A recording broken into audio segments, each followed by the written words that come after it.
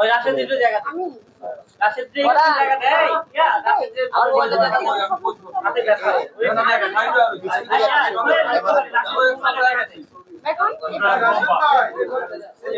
পিছন থেকে ক্যামেরা নিয়ে একটা ছাপ আগে আপনি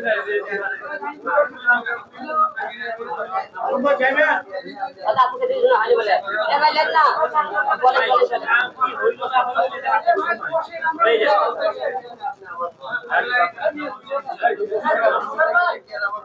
এই তো করতে রাজীব এই রাশেদ এই আমাদের মাছ দিয়ে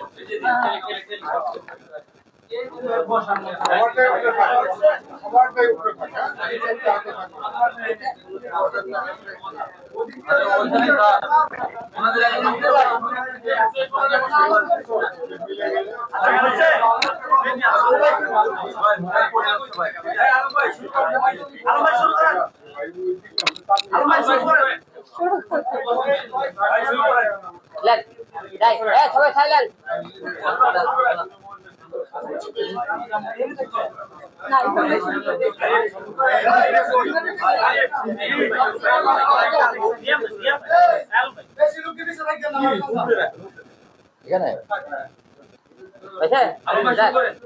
সবাইকে আসসালামু আলাইকুম। আশা করি আপনারা সবাই খুব ভালো আছেন। আগামী 11 অক্টোবর আমার চতুর্থ মুভি। আমার প্রথম মুভি ছিল মাঠ সত্তা, দ্বিতীয় সাহসী জলম, তারপরে টোকাই, তারপরে মনে করেন বাচ্চাটা কিং। এই সিনেমার পরিচালক হলেছে আমার পাশে ইভান মল্লিক, নতুন নবাগত একজন পরিচালক। আর এই সিনেমাতে অভিনয় করেছে আমাদের প্রখ্যাত অভিনেতা বলেন, আমাদের সবার কাছের মানুষ বলেন, আমাদের ভালোবাসা মানুষ বলেন, আমাদের সবার জনপ্রিয় একজন পরিচালক কাজী আয়াত খান এই সিনেমাতে অভিনয় করেছেন। তারপরে আছেন গাঙ্গুয়া, আছেন হলো যে চিত্রনায়ক মেহেদি, আছেন হলো চিত্রনায়ক একা, আছেন নবাগত নায়ক হিসেবে আছে রিয়ামণি। এছাড়াও আরো অনেকেই মনে করেন এখানে অভিনয় করছেন। আশা রাখতেছি আপনারা সিনেমাটা হলে অনেকদিন পর যেহেতু হিরো আলমের সিনেমা আসতেছে, একবার হলো হলেতে দেখবেন।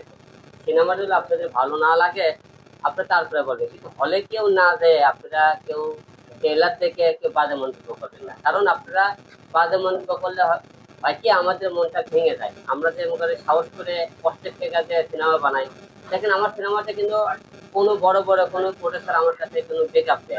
আমার নিজের কষ্টের থেকে ফিল করে আমি সিনেমাটা বানাচ্ছি আপনাদের ভালোবাসি বলে। কারণ আপনাদেরকে এই চলচ্চিত্রকে ভালোবাসি বলে আজকে সিনেমা একের পর এক সিনেমা করতেছি আপনাদের ভালোবাসা নিয়ে। তাই এই সিনেমা আগামী 11 তারিখে রিলিজ হবে। এই সিনেমার বিষয়ে আমার প্রথমে কথা বলবেন আমাদের এই সিনেমার পরিচালক হলেতে এবং আমার পাশে তো একজন খুব গুণী একজন অভিনেতা বলেন, অভিনেতা নয় সরি পরিচালক আর কি, প্রেমের তাজমহল বিখ্যাত সেই পরিচালক আপনি সবাই জানেন গাজী জাহাঙ্গীর ভাই কিছু বলবেন। গাজী মাহবুব, সরি গাজী মাহবুব, আমি কথাই ভুলে গেলাম। আমার বড় ভাই, আমরা নামের একটা ঝামেলা আছে, ঠিক আছে। যাই হোক আমার মাহবুব ভাই কিছু বলবেন। ডাইরেক্টর করবো কাকে? আপনি বলেন, আমি মুরব্বী, আপনি আমাদের, তারপরে আমাকে ডাইরেক্টর বলবেন। উপস্থিত সবাইকে আসসালামু আলাইকুম। আজকের যে আয়োজনটি বাদশাটা কি ছবির মুক্তি উপলক্ষে এখানে উপস্থিত থাকাটা আমার জন্য অত্যন্ত আনন্দের। আর বিশেষ করে হিরো আলম বা রিয়ামণি তাদের যে দুটিটা এবং একের পর এক সিনেমা মুক্তির যে বিষয়টি, হিরো আলমের যে প্রচেষ্টা, এই বিষয়গুলো আমাদেরকে দারুণভাবে মুগ্ধ করে। বাংলা সিনেমা নিয়ে আপনাদের একটা জানা আছে যে ধীরে ধীরে কিভাবে সিনেমা ইন্ডাস্ট্রিটা পিছিয়ে যাচ্ছে। আমরা যারা প্রযোজক আছি বা শত শত প্রযোজক আছি, আমরা কিন্তু সেভাবে প্রযোজনের ক্ষেত্রে আমাদের ভূমিকাটা নেই। তো এরকম একটা ইন্ডাস্ট্রিতে এত শত শত প্রযোজকের মধ্যে যাদের ভূমিকা নেই, সে জায়গায় হিরো আলমের যে প্রযোজনা, অর্থ বিনিয়োগ করে ছবি তৈরি করার যে মানসিকতাটা, এটাও কিন্তু একটা দেশপ্রেমের পরিচয়। এবং সংস্কৃতির জন্য সিনেমার প্রতি তার যে প্রেম, এটারই বহিঃপ্রকাশ। এবং ছবির নামটিও কিন্তু অত্যন্ত চমৎকার, বাদশা। বাদশাটা কি? আর তার যে সংগ্রামী যে জীবনটা, তার জীবনের শুরু থেকে আজকে যেখানে দাঁড়িয়ে আছে, পুরো বিষয়টি আপনারা সবাই অবগত, বাংলাদেশ অবগত। এবং হিরো আলম নাম বললে আর বলতে হয় না যে কোন আলম বা কোন হিরো আলম, তার নামের যে পরিচয়টা বা পরিচিতিটা। তো এই সিনেমার অনেক শুভকামনা মুক্তি উপলক্ষে। এবং এই ছবির পরিচালক ইভান মল্লিক, তার পরিচালিত সিনেমা আমি দেখেছি কিছু ফুটেজ, গান, ট্রেলার ইত্যাদি। আমার ভালো লাগছে, বিশেষ করে বাদশা যে টাইটেল সংটি। তো সবার জন্যে আমার দোয়া রইল হিরো আলম, রিয়ামণি এবং পরিচালক এবং এই ছবির পুরো টিমের জন্য আমার অনেক অনেক শুভকামনা। অসংখ্য ধন্যবাদ ভাইকে। আর এখন আপনার সামনে দুটি কথা বলবে এই সিনেমার নতুন একজন পরিচালক আমাদের ইভান মল্লিক। ভাই হ্যাঁ, মাঝখানে আছে ভাই, মিডিলে আছে।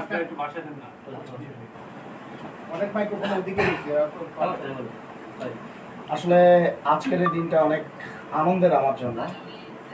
আর আজকে আমি অনেকটা মানে আপসেট, কারণ এই দিনটার অপেক্ষায় ছিলাম অনেকদিন। এই জার্নিটা আমার ছোট না, অনেক। এর আগে আমি আরও ছবি শুরু করেছিলাম। এমনও হয়েছে যে আমি প্রায় এক সপ্তাহ সিনেমা কঠোর পরিশ্রম করে নির্মাণ করছে, আমি ডিরেকশন দিয়েছি। সেই ছবি আমার নামে যায়নি। দেখা গেল যে ছবির 70% ছবি আমি শেষ করেছি। আমার ছবি শেষ করার পরে এমনও সিনেমা এখনো আছে, ইউটিউবেও আছে, যে যেই সিনেমার প্রায় 35টা সিকোয়েন্স আমার নিজের হাতে বানানো, কষ্ট করে বানানো। অথচ এমনও নামে গেছে যে ডিরেক্টর মনে করেন সেটে 3 দিনও যায়নি, তার নামে ছবি রিলিজ হয়েছে। এরপরে আরো কষ্ট করে আবার ছবি শুরু করি। আমি একটা সিনেমা বানানোর শখ ছিল আমার জীবনে, যে একটা ছবি বানাবো। এই জন্য আসছি, আবার সিনেমা শুরু করি। প্রযোজক 2-3 দিন কাজ করে, প্রযোজক চলে যায়, অন্য ডিরেক্টরের সাথে লবিং হয়, এরকম হয়। আমি নিজে মানে হতাশ। প্রায় 2টা ছবি আমি শুরু করি, 2টা ছবি শেষ করতে পারি না। তো এক পর্যায়ে অনেক আশা নিয়ে আলম ভাইয়ের কাছে আমি আসি, আমার জীবনের এই কষ্টের কথাগুলো বলি যে ভাই, মনে হয় যে আমার জীবনে আর কখনো ছবি বানানো হবে না। তো স্ক্রিপ্ট, এই গল্পের স্ক্রিপ্টটা আমার সাজানো ছিল, আমি ওনার সাথে শেয়ার করলাম। তো উনি বললো, ভাই এই গল্প কি আমাকে দিয়ে হবে? আমি বলছি যে যদি আমাকে আপনি ট্রাস্ট করেন, আমাকে শুধু 2টা জিনিস যদি আপনি ইনশিওর করেন, তাহলে আমি আমার জীবনের শেষ একটা চেষ্টা করবো আপনাকে। যে আলম ভাই বললো কি, যে আপনার সমস্ত বডিটা আমাকে গিফট করতে হবে। কি হেয়ার কাটিং হবে, কোন স্টাইলে ডায়লগ দিতে হবে, কি করতে হবে, আমি কিভাবে আপনাকে প্রেজেন্ট করব, সম্পূর্ণ আমার। আপনি নিজস্ব কোনো ইচ্ছা আমার উপরে দিতে পারবেন না। যদি এই ছবি মানে নির্মাণের পর আপনার মনে হয় যে না, এই ছবিটা গ্রহণযোগ্য না, তা আমি প্রয়োজনে আমার জমি বিক্রি করে আপনাকে ক্ষতিপূরণ দেব, তা আমার ছবিটা আপনি ইয়া করেন। তো সেই ক্ষেত্রে আপনারা দেখবেন অবশ্যই যে গানগুলো, ছবির গানগুলো শুধু বাংলাদেশে নয়, আমরা ইন্ডিয়ার বিভিন্ন প্ল্যাটফর্মে গিয়ে গানের শুটিং করেছি বাইরে। আর ওই যে স্যার বললো যে উনি আমার গানগুলো শুনেছেন আমাদের ছবি। তো আশা করি এ জগৎকালে আমার বিশ্বাস যে হিরো আলমকে মানুষ যেভাবে দেখেছে, যা কিছু দেখেছে, আমার সিনেমার প্রথম সিকোয়েন্সটা দেখার পরেই, প্রথম হিরো আলম স্ক্রিনে আসার পরেই মানুষ মানে একটা ধাক্কা খাবে যে নতুন এক হিরো আলমকে তারা দেখতেছে। আর এই ছবিতে আসলে আপনারা হিরো আলমকে খুঁজে পাবেন না, খুঁজে পাবেন বাদশাকে। তবে আমার একটা রিকোয়েস্ট, আমি জানি যে হিরো আলম এমন একটা সাবজেক্ট যে হিরো আলম যদি মসজিদ থেকে বের হয়ে একটা ছবি আপলোড দেয়, সেখানেও অসংখ্য হাহা রিয়াক্ট করে। মানে হিরো আলমকে দেখলে হাহা দিতে হবে, হিরো আলমকে দেখলে ক্রিটিসাইজ করতে হবে, হিরো আলমকে দেখলেই আমাদের নেগেটিভ কিছু বানাতে হবে। এটা হ্যাবিট হয়ে গেছে। হ্যাঁ, যেমন আজকের পরে দেখা যাবে অনেকে ব্লগ তৈরি করতেছে। হ্যাঁ, এসে আমার মনে হয় যে যারা নেগেটিভ ব্লগ তৈরি করবেন তারা হলে যান, ছবিটা দেখেন, ছবি দেখার পরে অবশ্যই আপনারা যত নেগেটিভ আছে করেন। তবে একটা জিনিস সবাইকে জানিয়ে দেই, আপনারা হিরো আলমের ছবি দেখতে পাচ্ছেন, এটা মেন্টালিটি মাথায় রেখে ঢুকতে হবে। আপনি যদি হিরো আলমের ভিতরে শাহরুখ খানকে খুঁজেন, হিরো আলমের ভিতরে আপনি সাকিব খানকে খুঁজেন, তাহলে তো হবে না। আপনি হিরো আলমকে দেখতে ঢুকেন। হিরো আলম একটা হিরো আলম, হিরো আলম শাহরুখ খান না, হিরো আলম সাকিব খানও না। তাই কারোর সাথে কারো কম্পেয়ার করে না। আপনি হিরো আলমকে দেখতে যদি ঢোকেন তাহলে বুঝতে পারবেন যে ওনার কত ইমপ্রুভ হয়েছে। আর ছবিটা যারা কোরিয়ান ছবি দেখেন, যারা জওয়ান দেখেন, যারা তামিল ছবি সবসময় দেখেন, তাদের জন্য না, ওইটার সাথে এটা কম্পেয়ার করতে পারবেন না আপনারা। কারণ ওনারা কয়েক শত কোটি টাকা বাজেট নিয়ে একটা ছবি বানান, আর আমরা সামান্য কিছু পুঁজি নিয়ে বানাই। আমার বিশ্বাস আমাদের যারা মধ্যবিত্ত শ্রেণীর অডিয়েন্স আছে, যারা নিম্নবিত্ত শ্রেণীর অডিয়েন্স আছে, যেই অডিয়েন্সগুলো ছবি দেখা বাদ দিয়ে দিয়েছে, সেই অডিয়েন্সগুলো যদি আমার মনে হয় যে আপনারা যারা আমার এই ভিডিওটা দেখতেছেন বা আমার এই কথা শুনতেছেন, আপনারা বাবা মা ভাই বোন সবাই মিলে ছবিটা দেখতে আসেন, আমার বিশ্বাস আপনাদের ভালো লাগবে। যারা বাংলা সিনেমার দর্শক, বাংলা সিনেমা যারা দেখতে চান, বাংলা ছবি দেখার জন্য যদি আসেন, আমার বিশ্বাস যে এ জগৎকালে আলম ভাইয়ের যত কাজ হয়েছে, আমি বিশ্বাস করি আমার এই সৃষ্টিটা সর্বশ্রেষ্ঠ হবে ইনশাআল্লাহ।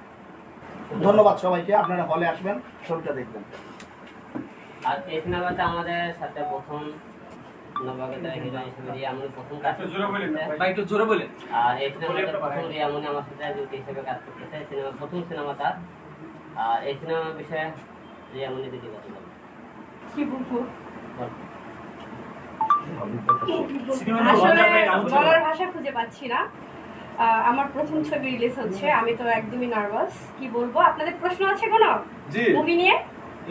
ছবিটা নিয়ে ছবি নিয়ে প্লিজ শুধু কেমন ছবি। ছিল এবং কোন কোন প্রতিকূলতা আপনার হচ্ছে পার হতে হয়েছে এই ছবিটা করতে? আসলে যেহেতু আমি নতুন, হিরো আলমের হাত ধরে আমার হচ্ছে মিডিয়াতে আসা, সেক্ষেত্রে মুভি করতে গিয়ে অবশ্যই আমার অভিজ্ঞতা বেড়েছে। কারণ ক্যামেরার দিকে উনি হচ্ছে অনেক সিনিয়র ব্যক্তি আমার কাছে।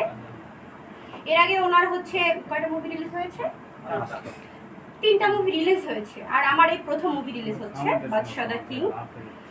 সো শুটিং করতে গিয়ে অনেক ক্ষেত্রেই আমি হিরো আলমের কাছ থেকে হেল্প পেয়েছি। সে আমাকে অভিনয় বলেন বা গানের মধ্যে কি বলে, অনেক কিছুতেই সে আমাকে হেল্প করেছে। তো আমি আসলে তাকে ধন্যবাদ জানাচ্ছি। এই মুভিটিতে সে আমাকে অনেক সাপোর্ট করেছে এবং আমাকে অনেক সাহস দিয়েছে যে তোমার দ্বারা হবে, কারণ তুমি অভিনয় করো না, রিয়েলিটি দিয়ে কাজ করছো, সেক্ষেত্রে তুমি ভালো কিছু করবে। আর আমি খুব চেষ্টা করেছি। আমাদের ইভান মল্লিক পরিচালক, সে আমাকে তার যে গল্পের মতো করে সে আমাকে গড়ে তুলেছে এবং আমার বেস্ট দেওয়ার চেষ্টা করেছি বাদশা দ্য কিং এ। আচ্ছা, আপনারা এই সিনেমায় কোথায় কোথায় শুটিং করেছেন? দেশের বাইরে গিয়েছেন কিনা? হ্যাঁ, দেশের বাইরে শুট হয়েছে। দেশের বাইরে এবং বাংলাদেশের বিভিন্ন জায়গায় আমরা শুট করেছি। কোন দেশে? কলকাতা, আসাম, সিকিম, সিকিম, এইসব জায়গায় আমরা শুট করেছি। মানে শুধু গানগুলো শুরু হয়েছে। আর রিয়া আপু, একটা প্রশ্ন, সেটা হচ্ছে যে আপনি অনেকগুলো মিউজিক ভিডিও করেছেন আলম ভাইয়ের সাথে, তো এই মিউজিক ভিডিও এবং এই সিনেমা, এই দুইটা আসলে কোন পার্থক্যের জায়গাটা কি মনে হয়েছে আসলে কাজ করতে? না, মিউজিক ভিডিও হচ্ছে আসলে সেটা তো অভিনয় না, সেখানে হচ্ছে মিউজিক ভিডিও আর হচ্ছে অভিনয় সিনেমা একদমই ভিন্ন কিছু। কারণ এটা হচ্ছে বড় পর্দা, তো বড় পর্দায় কাজ করতে গিয়ে আসলে অনেক কিছু শিখতে হয়েছে বা অনেক স্ট্রাগল করতে হয়েছে। ক্যামেরার দিকে তাকান, সব দিকে ফোকাস দিয়ে। কোনো একটা দৃশ্য কিংবা সবাই কোনো সব দিকে ঘটনা একটু মনে আছে focus কিনা দিন। যেটা অডিয়েন্সকে শেয়ার করতে চান, যে এই সিনেমা করতে যে যেটা আপনার খুব দাগ লেগে আছে মনে, যেটা খুব বলতে চান দর্শক? হ্যাঁ, আমার একটা দৃশ্য মনে আছে, সেটা হচ্ছে খুব ঠান্ডার মধ্যে আমরা শুট করেছি। তা প্রায় রাত 3টা পর্যন্ত, 3টা-4টা পর্যন্ত। আর সে ঠান্ডার মধ্যে হচ্ছে আরো নদীর মধ্যে শুটটা করতে হয়েছিল। সেখানে আমি আসলে সিক হয়ে পড়েছিলাম ধরতে গেলে। ঠান্ডার মধ্যে খুবই ঠান্ডা ছিল, কি বলবো এটাই। তারপর নায়ক কিভাবে সেই নায়িকাকে সুস্থ করলো, কিংবা নায়কের ভূমিকাটা কি ছিল সুস্থ করার ক্ষেত্রে নায়িকা? অবশ্যই নায়কের ভূমিকা ছিল। সে তার আর আমার শুট একসাথে ছিল, যে সেক্ষেত্রে সে আমাকে উষ্ণ কাপড় দিয়েছে বা বলেছে, তার ব্লেজার খুলে বলেছে এটা পরো তুমি, একটু গরম লাগবে, এটা পরে থাকো। ডাক্তার সবাই সুস্থ? হ্যাঁ হ্যাঁ, ডাক্তার সেই ক্ষেত্রে সেই সিচুয়েশনে সে নিজেই ডক্টর হয়ে গেছে আর আমি হচ্ছিলাম রোগী। আপু, এই সিনেমাটা দর্শক কেন দেখবে? সিনেমা তো দেখা যায় কমনই হয় এই স্টোরি, আপনাদের এই সিনেমার মধ্যে কোনো ভিন্নতা আছে কিনা? ভিন্নতা হচ্ছে হিরো আলমের মুভি, আর সেক্ষেত্রে নামটা শুনে বুঝতে পারছেন যে বাদশা দ্য কিং, এরকম টাইটেলে তার কোনো ছবি এখন পর্যন্ত আসেনি। সেক্ষেত্রে বাদশা দ্য কিং দেখতে ঢুকলে আপনারা বুঝতে পারবেন যে কতটা ভিন্নতা আসলে আছে ছবিটার মধ্যে। আপনার এই সিনেমার জার্নিটা একটু যদি সংক্ষেপে বলতেন, যে কিভাবে আপনার এন্ট্রিটা হলো, মানে এই সিনেমার সংখ্যা সিনেমায় কিভাবে আপনি এলেন এই যদি একটু সংক্ষেপে বলতেন। বলো তোমার মতো করে বলো, আমি আবার বলবো না। কিভাবে আসলে যেমন এখানেও- হিরো আলম তো নায়ক, তো আপনি নায়িকার চরিত্রে এই সিনেমায় কিভাবে সুযোগটা পেলেন? এটা বলো। আমার এমনি আমি একজন অনেক বড় রাজনীতিবিদের মেয়ে। না না না, মানে সিনেমার গল্প না, মানে এই সিনেমার সাথে আপনার কিভাবে সংযুক্ত হলেন কিভাবে সেটা বলছি। নায়িকা হলে কি হবে? ও আচ্ছা আচ্ছা, সেটা হচ্ছে আমাদের পরিচালক ইভান মল্লিক, সে আমাকে চুজ করেছে হিরো আলমের সাথে এভাবে। আচ্ছা, এখানে আরেকটু কথা বলি। আমি কিন্তু প্রথমে ওনাকে নিতে চাইনি, কারণ আমি আলম ভাইকে বলছি আমার সমস্ত স্বাধীনতা দিতে হবে।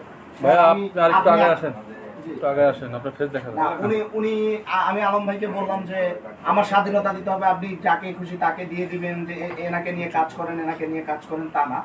তো পরে আলম ভাই বললো যে আপনি আগে ট্রাই করে দেখেন যে হবে কিনা। তো আমি কিন্তু আমার মতো করে অন্য সিলেক্ট করে ফেলেছিলাম। আর আমার জন্য প্রতিকূল আরেকটা বিষয় ছিল যে আমি যদি কোনো নায়িকা চুজ করতেছি, সবাই কিন্তু কোনো এক কারণে হিরো আলমের সাথে কাজ করতে আগ্রহ প্রকাশ করে না। সব গল্প শুনে খুব আগ্রহ প্রকাশ করতে, খুব ভালো সুন্দর এই হওয়ার পরে যখন বলি আপনাকে কিন্তু হিরো আলমের সাথে কাজ করতে হবে, হ্যাঁ, তো দেখা গেছে যদি ব্যাক ডেটেড নায়িকাও হয় তারপরে বলে যে আমি করব না। তো তারপরে হচ্ছে আমি ওনাকে স্ক্রিপ্টটা দিলাম, একটু গ্রুমিং করাইলাম, দেখলাম যে না উনি পারতেছে। তারপরে আমি আলম ভাইকে বললাম ঠিক আছে ভাই, আমি যেহেতু চ্যালেঞ্জটা নিয়েছি তা ওনাকে নিয়েই করবো, কাজ করবো। বলে কিং দা বাদশা নাকি খান, বাচ্চাটা একটু বলবেন সিনেমাটা নিয়ে? আসলে বাচ্চাটা কিং সিনেমা আপনারা সবাই জানেন, নামটা একটু ব্যতিক্রম আর গল্পটাও ব্যতিক্রম, ফুল অ্যাকশন মুভি। আমি এর আগে অ্যাকশন মুভি করিনি, এটা প্রথম আমার অ্যাকশন মুভি। যে অনেকে বলে না হিরো আলম দিয়ে অনেক কিছু হবে না, আসলে একটা পরিচালক ইচ্ছে করলে যে কোনো একটা আর্টিস্টও যে কোনো ক্যারেক্টার তৈরি করতে পারে, কিন্তু আমরা কি পরিচালকরা কোনো পদ্ধতিটা সাহস নেয় না যে হিরো আলম হবে কিনা, হিরো আলম মানে অন্য রূপে দেখে, অন্য রূপে দেখে, তার উপর রিস্ক নেব কিনা। মানে এই মানুষের ভিতরে যে ভয়, এই ভয়টা ভেঙে দেওয়ার জন্য কিন্তু আমার জীবনটা পুঁটি দেয় সংগ্রামে, যে হবে না কেন আমি করে দেখাবো। যে হিরো আলমের অনেকে বলেছিল হিরো আলমের সিনেমার টিকিট কেটে কেউ দেখবে না, আমি 3টে সিনেমা রিলিজ করেছি, 3টে সিনেমায় হলে টিকিট কেটে দর্শক দেখেছে, 10 জন দর্শক হয়েছে, তো হলে তো রিলিজ করতে পেরেছি। এইরকম সিনেমাগুলো আমি তৈরি করে দেখে দিতে যে না হিরো আলম দিয়ে সম্ভব, সিনেমা করা সম্ভব, তার দিয়েও করা সম্ভব। একটা পরিচালক ইচ্ছে করলে আমাকে যে কোনোভাবে প্রেজেন্ট করে দর্শকদের সামনে তুলে ধরতে পারে। তা এই সিনেমাটা যেহেতু ব্যতিক্রম, আমি আশা রাখতেছি দর্শক একটা ব্যতিক্রম এই সিনেমাতে হিরো আলমকে দেখতে পাই, আশা রাখি। এই সিনেমার কোনো ডায়লগ নাই, আমার খুব ফুল সিনেমাটা ফুল অ্যাকশন মুভি। তার মানে অন্য সিনেমাতে আমাদের যেমন ডায়লগ থাকে, এই সিনেমাতে ডায়লগ নেই, আমরা ডায়লগের আগে অ্যাকশনে ফুল আচ্ছা, পুরো সিনেমাতে কোনো ডায়লগ নাই? না না আছে। আমার ডায়লগ কিন্তু ব্যতিক্রম যে হিরো আলমের মনে করে প্রত্যেক সিনেমা একটা ব্যতিক্রম, একটা সংলাপ ওই থাকে, যে dialogue আছে, থাকে। বলতেছে, আমরা বলতেছে। ওর একটা ডায়লগ আছে না, ওই যে আগে সাহসী হিরো আলমের তাই অন্য সিনেমা ডায়লগের সিনেমা না না না সেটা প্রথম যখন একটা দেখা হয় প্রথমে দেখা হয় তার সাথে মনে করি আমি এই সিনেমাতে আমার কাজের ছেলের মেয়ে সে অভিনয় করে, সে একজন যে মন্ত্রীদের মেয়ে ক্যারেক্টার করে, সেই হিসেবে সেখানে মনে করেন আমাকে আর কি একজনে কিল করার জন্য নিয়ে আসে, সেখান থেকে তার সাথে পরিচয় হয়, এইরকম করে প্রেমটা শুরু হয়ে যায়। আমি একটা জিনিস আপনাদের পর্যন্ত করাইছি কিনা না, সব বললে তো হলে দেখে দেখবেন। আমি একটা জিনিস ইনশিওর এবং চ্যালেঞ্জ করতেছি, এটা আমি রিস্ক নিয়ে চ্যালেঞ্জ করলাম। সেটা হচ্ছে 2024 সালে যতগুলো ছবি রিলিজ হয়েছে বাংলাদেশে, উইদাউট তুফানের সাথে কম্পেয়ার করব না, উইদাউট তুফান আমার বাদশাদা কিং এর সাথে 2024 সালের কোন ছবির অ্যাকশনের মানে মিলবে না। আমি মনে করি যে যতগুলো ছবি আমি তো দর্শক হিসেবে দেখছি, আমরা বাদশাদা কিং এর অ্যাকশন শুধু দেখেন আপনারা, অ্যাকশন যেভাবে ক্রিয়েট করা হয়েছে ছবিটা, আগে আমি এই জন্য কোনো ইয়ে বলি না, শুধু একটু চ্যালেঞ্জ ছুড়ে দিলাম। উইদাউট তুফান বাদে অনেক বড় ডিরেক্টর অনেক ছবি বানিয়েছে, গল্প কি হয় হোক বা কি অন্য কোনো কিছু নিয়ে বলি না, শুধু অ্যাকশনের সাথে অন্য কোনো ছবি মিলবে না। সবাইকে তালি দিয়ে একটু অভিনন্দন জানান, সবাইকে তালি এটা আমি চ্যালেঞ্জ দিলাম, এবং অন্য ডিরেক্টররা যদি আমার উপর রেগে যান, দরকার পড়লে আপনাদের সিনেমার ক্লিপ সহ কম্পেয়ার করেন। এই সকল সাংবাদিকদের সামনে আমি বলছি আমার ছবির অ্যাকশন সেরা। অ্যাকশনটা কি তামিল টাইপের হবে? তামিল টাইপে আছে, তামিল টাইপ বলতে কি তামিল ফলো করি, মনে আচ্ছা করেন দেখ, আমরা এই শুধু সিনেমা একটু দেখেন আপনারা। আমরা এই সিনেমার আমার স্যার মাহবুব ভাই একটু হলেও দেখতে, আপনি বলেন কেমন দেখছেন আমাকে না, আমি তো আমার বক্তব্য বলে গেছি যে বাদশা জাকি তার যে ট্রেলার বা গান বা ফুটেজ, এখানে রিয়ামণিকে আমার কাছে নতুন মনে হয়নি যে এটা নতুন মেয়ে কাজ করেছে। ডায়লগের যে বিষয়টা আপনারা বলছেন না, যে ডায়লগ কি নাই পুরো ছবিতে, আপনারা জানেন যে হিরো আলমের সবচেয়ে বড় দুর্বলতা হচ্ছে সংলাপ। তার কিন্তু মুখের যে সংলাপ, এইটাই দুর্বলতা। তাই আমি ওনাকে এমন ভাবে প্রেজেন্ট করছি, আর এই সংলাপের এবং ওনার ভোকালের বিষয়ে একটা সারপ্রাইজ আছে আসলে। আচ্ছা আলম ভাই, সেটা হচ্ছে আপনার তো এটা 4 নাম্বার সিনেমা, বাকি 3টা সিনেমার সাথে বাদশা দা কিং, বাকি 3টা সিনেমার সাথে এই সিনেমার পার্থক্য আসলে কি? আসলে আমরা তো সবাই দিন গেলে পরিবর্তন কিছু দেখতে চাই। আমি আগে যা সিনেমা করছি, আমরা তো এখন যুগের সাথে তাল লাগে চলতে চাই। আমি চেষ্টা করেছি, আমি প্রথম সিনেমা কেমন করেছি, তৃতীয়টা কেমন করবো, চতুর্থটা কেমন করবো, পঞ্চমটা কেমন করবো। আমরা প্রতিটা সিনেমাকে তো ধাপে ধাপে নিজেকে চেঞ্জ করেছি। হিরো আলম এর আগে রোমান্টিক সিনেমা করতে, অ্যাকশন কম করতে, এবার ভিন্ন রকম একটা ক্যারেক্টার নিয়ে এসেছে। সেই হিসাবে আমি মনে করি দর্শক প্রতিটা সিনেমায় হিরো আলমের ব্যতিক্রম কিছু পাবে। এই সিনেমাটাও ব্যতিক্রম কিছু আমার অবশ্যই দর্শক দেখতে পারবে। এই সিনেমার ক্যারেক্টারের সাথে আপনি মিলে যাওয়ার জন্য আপনার কোনো ধরনের এক্সট্রাঅর্ডিনারি কিছু করছেন কিনা, কিংবা কিভাবে নিজের চরিত্রটাকে ফুটাই তোলার জন্য প্রস্তুতি নিয়েছেন? আসলে অনেক টাইমে হিরো আলমের ভয়েস দিলে অনেকে অনেক রকম কথাবার্তা বলে। এই সিনেমার হিরো আলম ভয়েসটা ব্যতিক্রম দর্শক দেখতে পারবে। আর আগের থেকে আমার ক্যামেরার লুকের দিকে বলেন, তারপরে আমাদের গানের লোকেশন বলেন, ডায়লগ বলেন, অ্যাকশন বলেন, আমি জানি আগের 3 থেকে হিরো আলমের গানে হিরো আলমের অনেক উন্নতি হয়েছে। দর্শক এটা বলবে হলেতে দেওয়ার পরে। আচ্ছা, আমরা পোস্টারে দেখলাম যে একটা সানগ্লাস ইউজ করেছেন আপনি, যেটা আসলে পুরোটাই ব্যতিক্রম একটা সানগ্লাস। এইটা আসলে কোথা থেকে কিনেছেন বা কিভাবে? আসলে এদিকে লুক এদিকে দিয়ে একটু। এই সানগ্লাসটা বাইরে থেকে একদম গিফট করেছিল আমাকে। কোন দেশে? হ্যাঁ, উনি হলে আমেরিকা থাকে। উনি একটা বাইরে থেকে সিনেমাটা আমার বলছিল, তুমি যেহেতু আমি কিছু তোমাকে একটা চশমা গিফট করবো। আমি ঠিক আছে, এই জিনিসটা গিফটের জন্য। তার মানে এই সিনেমাতে আমেরিকার সানগ্লাস ব্যবহার করছেন। মূল্য কত হতে পারে ভাই আনুমানিক? আমি তো ভাই আর মানুষের লাগান না মানুষের লাগান তো আমি বিভিন্ন ঘড়ি, বিভিন্ন সানগ্লাস, বিভিন্ন লাগান বলতে পারলে এত কোটি টাকা দাম। তারপরে আমি এসে আবার উল্লাস তোলাস বলতে বলেন না, বুঝছেন? হিরো আলমই ব্র্যান্ড, সে কোনো ব্র্যান্ডের জিনিস পরে না, সে নিজেই ব্র্যান্ড। আচ্ছা আচ্ছা আলম ভাই, একটু সব দিকে একটু মুভ করে না। আমার প্রশ্নটা এটা অনেকের প্রশ্ন। এদিকেও আলম ভাই, আপনি এদিকে কোশ্চেন করবেন, আমি ওই সময় ছিলাম বললাম ওদিকে গুলশান যখন আপনার উপর হামলা হয়, আপনি এতদিন করছেন রোমান্টিক। এই হামলার, গুলশানের হামলা থেকে শিক্ষা নিয়ে কি আসলে অ্যাকশন ধর্মী সিনেমা? আসলে নায়করা অল টাইম অনেক জায়গাতে আমার সিনেমার জগতে খালি মারি দিই, কিন্তু বাস্তব জীবনে আমি খালি মারি খাই। বাস্তব জীবনে আমি শুধু মারি খাই। কারণ হলো যেখানে অন্যায় অত্যাচার সেখানে হিরো আলমের আগমন। এই জন্য হিরো আলমের উপর সবাই অল টাইম অ্যাটাক আছে। আমি চেষ্টা করি যে অন্যায় প্রতিবাদ করতে করতে আমার তো জীবনটাও চলে যায়, দেখ, কিন্তু আমি পিছু পাওয়া হবো না কোনোদিন। একটা প্রশ্ন আছে, দিয়াপু, হিরো আলমকে আপনি হচ্ছে রাজনীতিবিদ হিসেবে দেখতে পছন্দ করেন নাকি একজন অভিনেত্রী হিসেবে দেখতে পছন্দ করেন? ভাই একটা মজার বিষয় একটু শেয়ার করি, অ্যাকশন মূলত হিরো আলমকে আমি একজন অভিনেতা হিসেবেই দেখতে চাই। তাকে আমি অভিনেতা হিসেবেই পেয়েছি, সে সারা জীবন অভিনেতা হয়েই থাকুক আমার কাছে, আমি সেটাই চাই। তিনি যে রাজনীতিতে ইনভলভ হতে চায় মাঝে মাঝে, বা রাজনীতি বিভিন্ন প্রসঙ্গ নিয়ে কথা বলেন, এই বিষয়ে আপনার মতামত সে নেয় কিনা কখনো, বা আপনি এটাকে অ্যাকসেপ্ট করেন কিনা? না, সে আসলে রাজনীতির বিষয়ে সে আমার মতামত নেয় না, কারণ সে রাজনীতি তার খুব আপন ছিল। সে কিন্তু রাজনীতিকে একদম আঁকড়ে ধরেছিল। সে মানুষের পাশে সে যখন তখন ছুটে যেত। এই যে লাস্ট যে ছাত্র আন্দোলন, তাকে কিন্তু আমি দমিয়ে রাখতে পারিনি। সে আমাকে বলেছে রাজপথে আমাকে প্রয়োজন, আমি রাজপথে থাকবোই, যতদিন আমার জীবন আছে আমি রাজপথে থাকবো।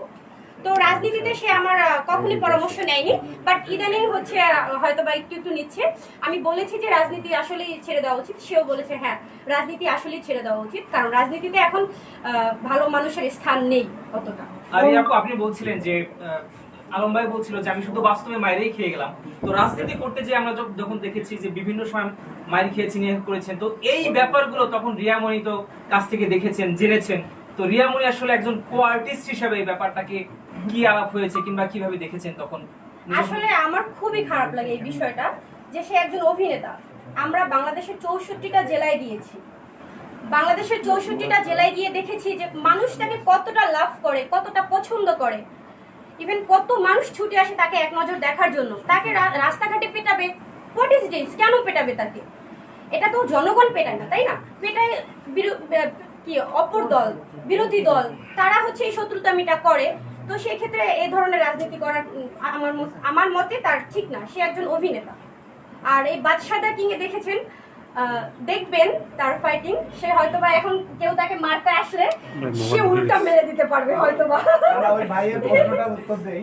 আমি কিন্তু ওনাকে ও সবগুলা নাম সিলেক্ট করে দিছিলাম। উনি যখন প্রথম অ্যাকশন করতে যাচ্ছিল, অ্যাকশনে উল্টাপাল্টা করতেছিল, বুঝছেন? তো পরে আমি বলছি এই যে ভিলেন গুলাকে দেখেন, মনে করেন একটা আরাফাত, মনে করেন একটা হচ্ছে যে আমার প্রতিদ্বন্দ্বী যারা যারা আছে, যারা এদেরকে মনে করেন যে আপনি যে মাইটটা খাইছেন, এই আরাফাত দিয়ে আপনার ওইভাবে পিটাইতে হবে, ওই পেজ নিয়ে আপনি যা পিটান, এরপরে কিন্তু ওনার স্পিড বেড়ে যায়, বুঝছেন?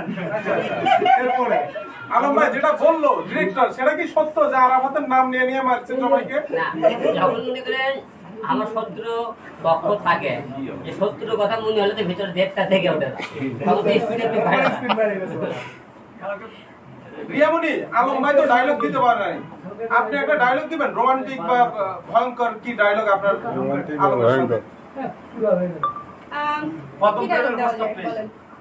মানে আজ না হয় কাল ভালো তোকে বাঁচতেই হবে। হ্যাঁ, বাঁচবে। এখন বাদ বাকিটা আমরা বলবো না, পর্দায় হলে তো দেখবেন না, সবই এখানে শুনতে চাইলে হবে বলে।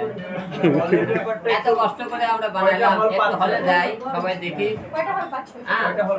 হল আমাদের আগামীকাল থেকে বুকিং শুরু হবে, যেহেতু আমরা খুবই হঠাৎ করে সিদ্ধান্ত নিয়েছি সিনেমা রিলিজ করবো। কারণ এবার হঠাৎ করে এই একটা কারণে, আমি এর আগে অনেকবার আপনি খালি বলি যে আমার 4টে সিনেমা আছে, রেডি আছে, আমরা রিলিজ করবো। আমি এর আগে 2টা ডেটে নিয়েছিলাম। ডেট নেওয়ার পরে একবার ছাত্র আন্দোলন শুরু হলো, তারপরে দ্বিতীয়বার আবার নিলাম, বন্যা শুরু হয়ে গেল। এবার কিন্তু কাউকে বলিনি, হঠাৎ করে আমি বলছি যে সামনে সপ্তাহে রিলিজ করবো। কারণ সামনে আবার আপনি জানেন আমাদের পুজো, যে একটা পুজো উপলক্ষে একটা ভালো একটা দিনক্ষণ পাওয়া যেতে পারে। এবং আমার সিনেমার পরে তারপরে সামনে মনে আমাদের শাকিব খানের দরদ সিনেমাটাও আসতেছে।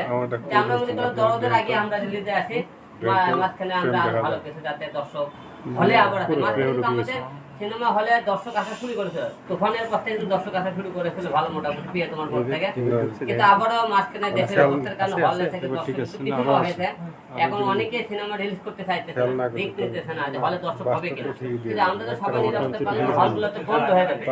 হল থেকে মুখের থেকে সে আমি সিনেমাগুলো আবারও রিলিজ করেছি। আপনি সবাই জানেন এর আগে যখন হলগুলো বন্ধ হয় করোনার কারণে, হলগুলো বন্ধ হলে কোনো প্রযোজক কোনো পরিচালক সিনেমা রিলিজ করে সাহস পায়নি হল খুলবে সিনেমা মালিক।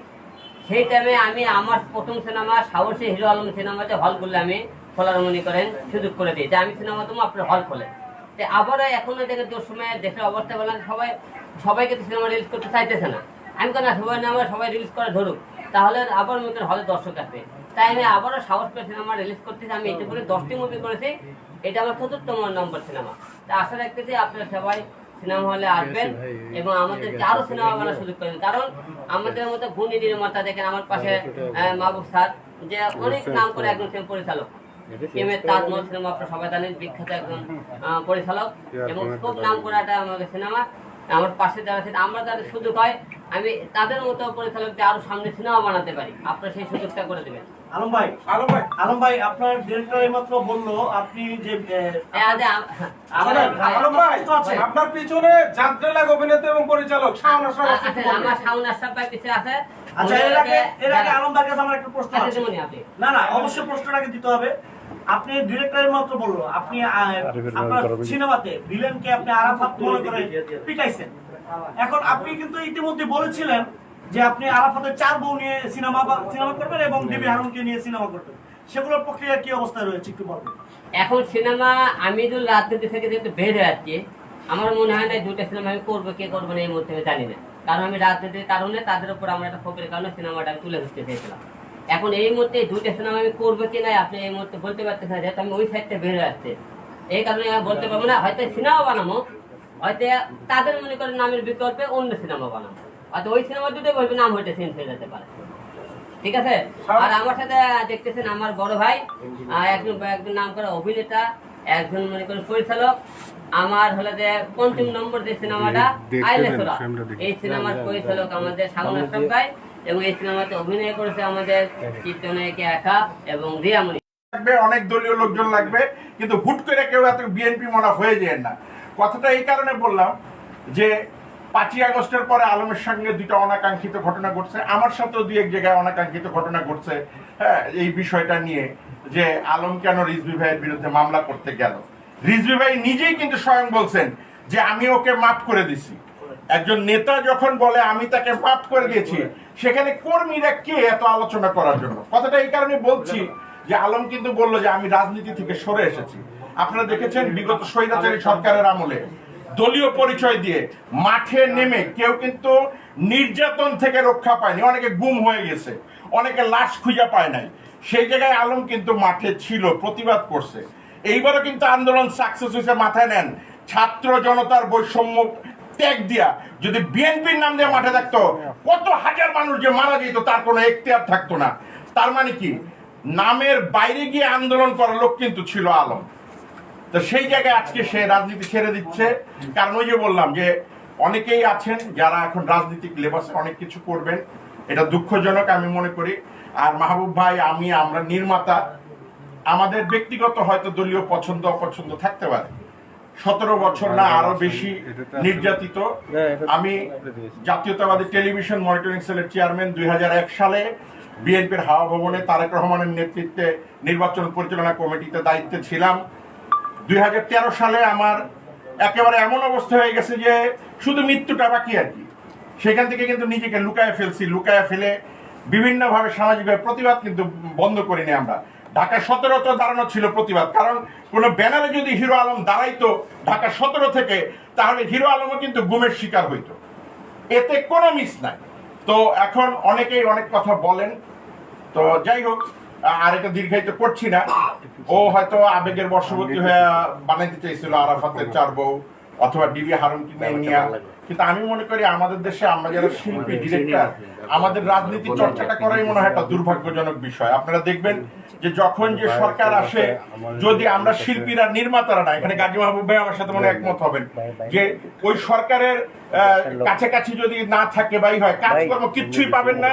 পাশাপাশি যদি সরকারের দুই একটা সমালোচনা করেন, তাহলে কাকে কিভাবে গোপনে নিয়ে পেদানি দেয়, যারা পেদানিটা খায় তারা বুঝে। কিন্তু অনেক সাংবাদিক আছে এখানে, আমি জানি, তারাও অনেকে ডিবি অফিসে পেদানি খাইছেন, কিন্তু লজ্জায় এসে বাইরে বন্ধুরা বলতে পারেন নাই, কারণ নিলেই তো ওই বন্ধুরা সুযোগ নিবে। ওরা তো ডিবিতে পেদানি দিচ্ছে, কি সাংবাদিক। তো আমরা পারি না অনেক সময় অনেক কিছু করতে। তা আশা রাখছি এখন একটি মুক্ত মঞ্চ, সামনের দিনও ভালো হবে, আমরা ভালো কিছু করব, দোয়া করবেন সবাই। সিনেমাটা নিয়ে বলবেন ভাইয়া। কোন সিনেমাটা? আলম ভাইয়ের আমার মনে হয় যে বাদশাহ কিং ছবিটা আসলে ঈদে রিলিজ হওয়ার মতো ছবি ছিল। এখন ওই যে আলমের সবসময় আমি বলি ওর একটা পাগলামি থাকে, ও মাঝে মাঝে কিছু কাজ করে ফেলে, কি জন্য করে আমি তা জানি না, কিন্তু ওর একটা পাগলামি আছে, এটা আপনারাও জানেন যে ও দুঃসাহসী মানুষ, কখন কি করে বসে এইটা আসলে বোঝা কঠিন। তো এইটা আমার কাছে মনে হয় ঈদের ছবি ছিল, এই ছবিটা ও আবার একটা দুঃসাহস নিয়ে এখন রিলিজ করছে। আমার পক্ষ থেকে সবসময় আমি স্নেহ করি ছোট ভাইয়ের মতো, কোনো ভুল করলেও ওকে সাজেশন দিই যে এটা ভুল করছো তুমি, তোমার এটা ঠিক না। এবং ইভান মল্লিক আমার খুব মানে কাছের একজন ছোট ভাই এবং অনেক ভালো নির্মাতা। আমি যা দেখছি ইভান মল্লিককে একটা সিনেমা পাগল ছেলে, মানে ওর মধ্যে এই জিনিসটা মানে খুবই ডেডিকেটেড যে ও সিনেমা পাগল ছেলে। আমি দোয়া করি অনেক বড় ডিরেক্টর হোক ইভান মল্লিক আমাদের চেয়েও, এবং এই ছবিটা আসলে ভালো বানাইছি ইভান। আচ্ছা হিরো আলম ভাই, আসলে এই পরিস্থিতিতে এই ছবিটা আসলে ব্যবসা করতে পারবে কি মনে করে? আসলে সবথেকে তো আমরা তো জানি বাংলাদেশে একটা সাকিব ভাইয়ের সিনেমা ছাড়া কোনো সিনেমায় মোটামুটি ব্যবসা করতে পারে না। কিন্তু তাই বলে কিন্তু সবাই তো চুপ হয়ে থাকে, তাদের সিনেমা তো মনে করেন এক সাকিব ভাইয়ের সিনেমা তো সারা বছর হল চলবে না। তা আমাদেরকেও মনে করেন এগিয়ে আসতে হবে, নতুন সিনেমা তৈরি করতে হবে, ভালো কিছু করতে হবে। আসেন পিছনে কি ওটা, হ্যাঁ। যাই হোক, আপনারা সবাই দোয়া রাখবেন যাতে আমি আপনাদের একটু বলি যে এই সিনেমাটা যেহেতু রিলিজ আর অল্প কয়টা দিন বাকি, তো আপনারা চেষ্টা করবেন যতটা সর্বোচ্চ চেষ্টাটা প্রমোট করা যায় সিনেমাটা যাতে দর্শকরা দেখার মতো উপযোগী যে খবরগুলো বা সংবাদগুলো। আর পরিচালক যে বক্তব্যটা দিয়েছেন এবার মধ্যে, এবং আমারও যখন একটা প্রথম সিনেমা মুক্তি পাই তখন আমার মধ্যে একটা উৎসাহ, উদ্দীপনা, দুশ্চিন্তা, নানান ব্যাপার।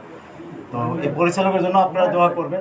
আর নবাগত নায়িকা রিয়ামণি, তার প্রথম সিনেমা যেটি বলতেছেন বা এটি বাস্তবতা, রিয়ামণিকে কতটা প্রমোট করা যায় আপনাদের কন্টেন্টের মধ্যে দিয়ে এই চেষ্টাটা করবেন। সর্বোপরি চেষ্টাটা এটাই থাকা উচিত যে হিরো আলমের যে প্রচেষ্টা সিনেমার জন্য, তার এই সিনেমাটা যাতে আপনাদের কারণে দর্শক বৃদ্ধি পায়, মানুষ সিনেমা হলে আসে, এই বিষয়ের দিকে সবাই সজাগ থাকে। ধন্যবাদ। আপনাকে আপনাকে আপনার ওই ডায়লগটা যদি আরেকটু বলতেন, ভালো তোকে বাঁচতে হবে, এটা কাকে বলেছিলেন? সেই ডায়লগটা যদি আরেকটু বার বলেন না। ভালো তোকে বাঁচতে হবে, আমাকে তোকে ভালোবাসতে হবে। আজ না হয় কাল ভালো তোকে বাঁচতেই হবে।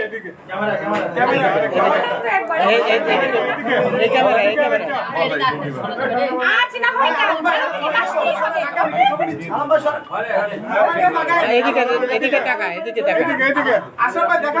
আপু এদিকে টাকা বলেন আজ না হয় কাল ভালো তোকে বাঁচতেই হবে। ওকে ওকে ওকে।